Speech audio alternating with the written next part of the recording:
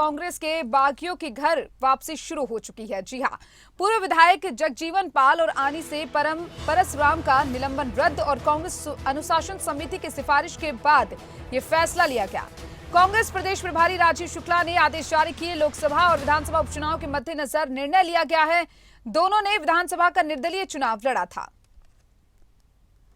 और चलिए, ज्यादा जानकारी के लिए हमारे साथ शिमला से bureau Pradeep Thakur phone line पर जुड़ चुके हैं। प्रदीप, लगभग चुनाव नजदीक आ चुके हैं और चुनाव को देखते हुए अब जो बागी विधायक थे उनकी घर वापसी शुरू हो गई है। क्या कुछ पूरी जानकारी इस खबर को लेकर?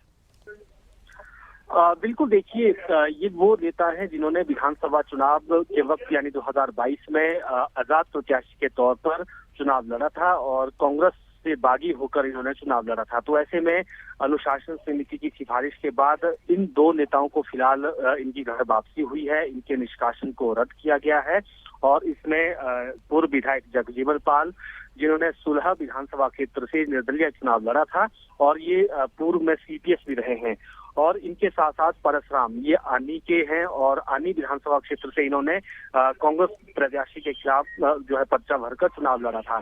तो ऐसे में अब हम कह सकते हैं कि जो बागी नेता हैं, तो लोकसभा चुनाव और उपचुनाव को देखते हुए उनकी घर वापसी शुरू हुई है। और ये करीब 6 से 7 ऐसे नेता थे उस वक्त विधानसभा चुनाव के वक्त जिन्होंने निर्दलीय चुनाव लड़ा है।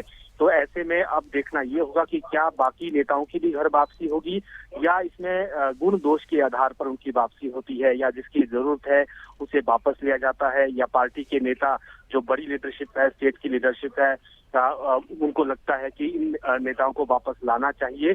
तो क्या उनकी ही वापसी होगी या सभी जो उस वक्त निष्कासित हुए थे क्या उनकी वापसी होगी, ये देखने वाली बात है। लेकिन अभी हम कह सकते हैं कि शुरुआत हो चुकी है और इसमें जो दो नेता हैं उसमें पूर्व विधायक जगजीवन पाल और आनी से परसराम कांग्रेस नेता, जो कांग्रेस नेता थे पूर्व में और बागी हुए थे कांग्रेस से, तो इनकी घर वापसी हुई है और बाकायदा इसके आदेश प्रदेश प्रभारी राजीव शुक्ला की तरफ से जारी किए गए हैं।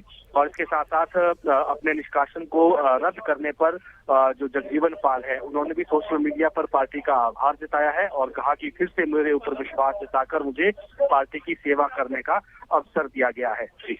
जी प्रदीप, साथ ही साथ क्या कुछ कहा जा सकता है जो बाकी नेता है, क्या उनकी भी घर वापसी हो सकती है? और अगर इनकी घर वापसी होती है तो आने वाले चुनाव में क्या कुछ असर देखने को मिल सकता है? बिल्कुल, देखिए, यही देखने वाली बात होगी कि क्या इनकी घर वापसी होती है बाकी नेताओं की जिन्होंने चुनाव 2022 में लड़ा था। उसमें बहुत सारे लीडर्स के नाम है, पूर्व विधायक हैं सुभाष मंगलेट, उनका भी इसमें नाम है जिन्होंने चुनाव लड़ा था, और भी इसी तरह के नेता हैं जिन्होंने निर्दलीय उस वक्त कांग्रेस प्रत्याशी के खिलाफ हम कह सकते हैं कि उस वक्त चुनाव लड़ा था। तो क्या उन सभी की घर वापसी होती है, उन सभी के निष्कासन को रद्द किया जाता है, या फिर इसमें सिर्फ गुण दोष के आधार पर ही देखा जाएगा? क्योंकि अगर हम पछात की बात करें तो यहाँ से भी गंगूराम मुसाफिर, उन्होंने भी चुनाव लड़ा था। चौपाल से ही पूर्व विधायक है सुभाष मंगलेट, इन्होंने भी चुनाव लड़ा था। ठियोग से विजयपाल खाची, इन्होंने पार्टी कैंडिडेट के खिलाफ चुनाव लड़ा था। जयसिंहपुर से सुशील कौल थे, इन्होंने जो है पार्टी प्रत्याशी के खिलाफ चुनाव लड़ा था। तो ये बहुत सारे लीडर है, लगभग 6 से 7 इनकी संख्या उस वक्त बनती थी। उनको निष्कासित किया गया था इनको एक साथ ही, तो उनमें से 2 की घर वापसी अभी हुई है। चलिए प्रदीप, बहुत बहुत शुक्रिया तमाम जानकारी को विस्तार से साझा करने के लिए।